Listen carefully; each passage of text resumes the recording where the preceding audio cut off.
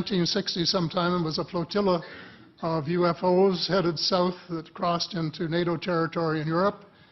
And the Commander-in-Chief of the Supreme Allied Headquarters in Europe was naturally very shaken. Fortunately, or maybe divine providence, before the panic button was pushed, the flotilla turned around and headed back north.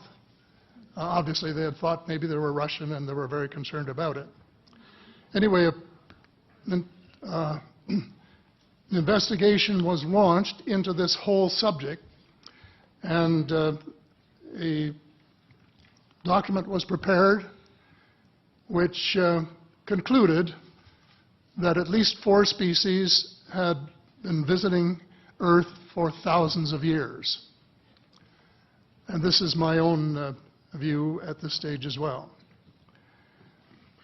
So, except for that, there are just a couple of things that we've talked about that I'd like to refer to. And one was that we were referring to them as they until this morning when Linda Moulton Howe, I think she was the first one, actually named 3 different species. I don't think we can any more refer to them as they, because they're not an amorphous mass.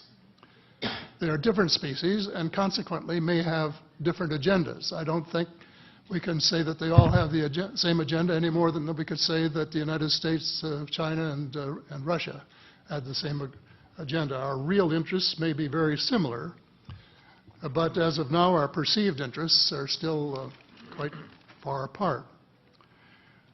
One more observation before I begin what I want to say, and that is that we spent quite a bit of time talking about the 66-year-old cadavers.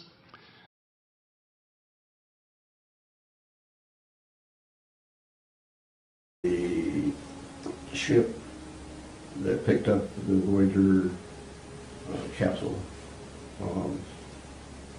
at Alameda Naval Shipyard, and they have a picture there of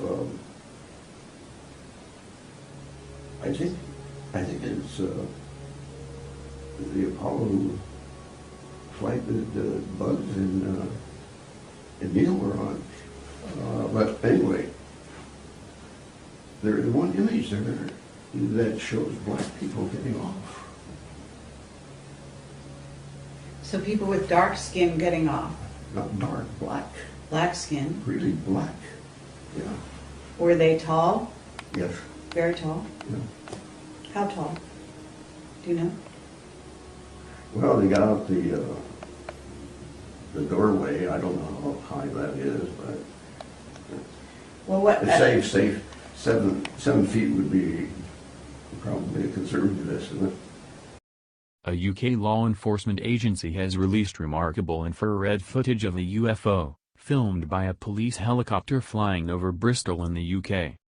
They confessed to being perplexed by the anomaly, since it was giving off a tremendous amount of heat, and was traveling into the wind, which suggests it was not a lantern.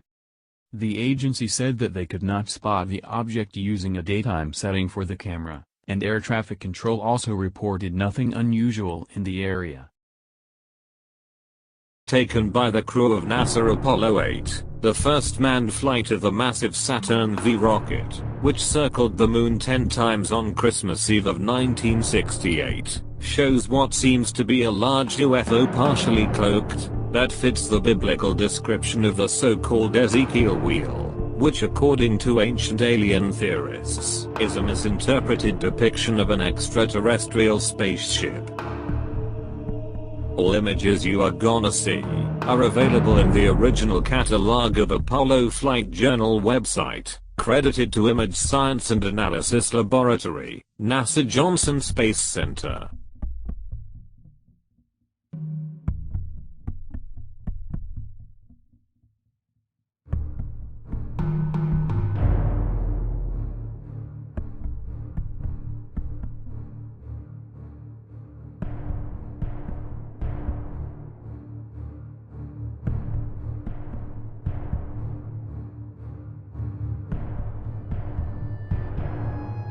The UFO is snapped in different places, mostly in the last frames of the image sequence during the trans-Earth coast phase of the lunar trajectory back to Earth, and although it's impossible to estimate its distance from the Apollo spacecraft and its dimensions, because it seems to be partially cloaked most of the time, apparently the object is not so distant from the moon, and could be monitoring the human activity.